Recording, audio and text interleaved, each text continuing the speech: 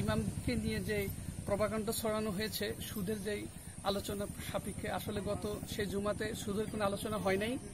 এটা আমাদের ইমাম সাহেব তার নিজের ব্যক্তিগত কারণে, নিজের সমস্যার কারণে তিনি বিদায় নিছেন। এটাকে কেন্দ্র করে আমাদের মান ইজ্জতকে নষ্ট করার জন্যই, আমাদের গ্রামের মান ইজ্জত নষ্ট করার কারণে প্রকাশিত সংবাদের প্রতিবাদে আমরা এখানে জিজ্ঞাসা করার পরে উনি মাসালাটা ভুল হচ্ছে, আমাদের ভুল ইনফরমেশন করার পরে আমরা বলছি যে এটা সঠিক না, উনি আমাদের সাথে চ্যালেঞ্জ করে।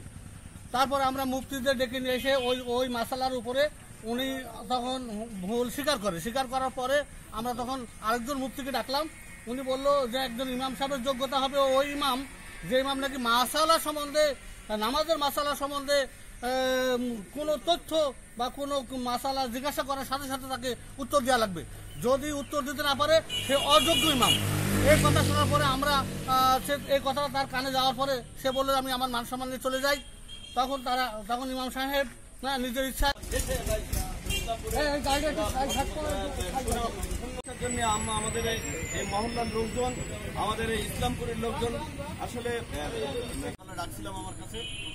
আমি অনেক লোকজনের সামনে তাকে নিয়ে বলছিলাম, ভাই ওখানে আসলে সুদ সম্পর্কে কোনো আলোচনা হয়েছিল কিনা। তো ওই মাওলানা মনিরুল ইসলাম বললেন যে